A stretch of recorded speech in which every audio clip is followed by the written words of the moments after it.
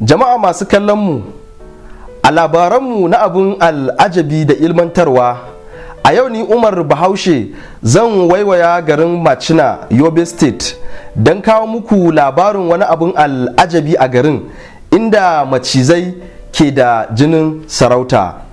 Ba kamar sauran garuruwa ba inda macizai abokan gaban ɗan adam ne, a duk inda mutum ya yi artabu da maciji kisa ne ko zumbulawa a guje ke fara zuwa zuciyar mutum. Amma a garin Macina, Yobe State abin ba haka yake ba. Macizai na da muhimmanci kwarai da gaske.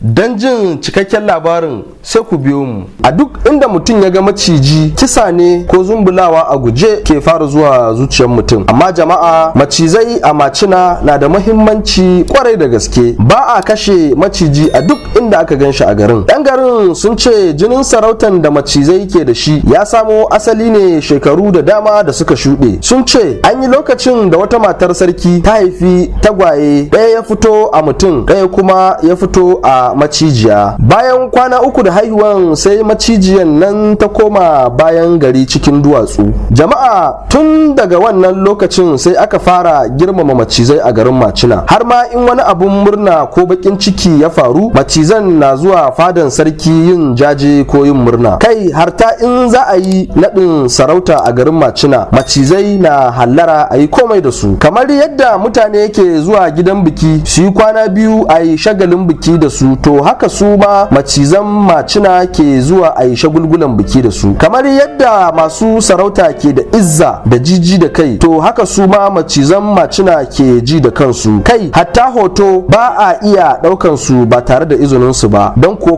ka dauka ba za ka ga komai ba a cikin akwatin kyamaranka. Amma an ce in har asalin yan garin ne suna barin su dauke su hoto har ma su yi wasanni da su. Sarkin Macina na 77 mai ci a yanzu, mai suna Albashir, ya taba hira da jaridar Daily Trust a inda yake ba su labarin lokacin da ya kara aure. Ya ce macizai sun ziyarci gidan shi, da su aka yi ta hidiman biki har fiye da mako guda suna ta shagulgula. Tun sabuwar amaryar sarki na jin tsoron macizai har a hankali ta zo ta saba da su. Jama'a, yana da kyau ku san muhimmancin macizai a Macina. Ko da kun tsinci kanku a can, kar ku razana. In kun ga macizai, za ta iya yiwuwa sun zo su yi muku maraba ne. Al'ummar garin Macina na da masaniyan cewa macizai na da jinin sarauta, kuma tarihi ya tabbatar da cewa duk wanda ya kashe maciji a Macina baya karewa lafiya. Misalin haka shine lokacin da wani matukin mota ya zo Macina tare da matarsa mai dauke da juna biyu. An ce wata ran matan ta dauki ruwan zafi cikin rashin sani ta watsa a wani ramin maciji. Ai kuwa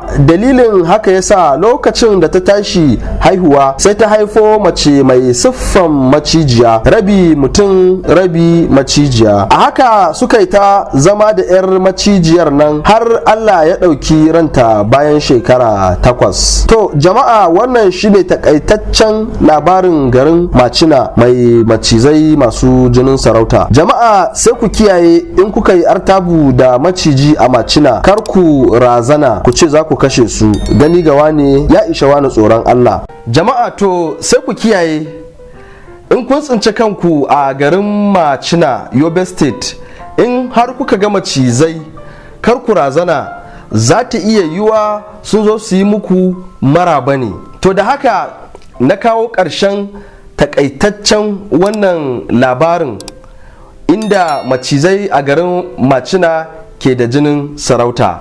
Don samun labarai makamantan haka masu ilmantarwa da abin al'ajabi, sai ku biyo mu a shirinmu na gaba.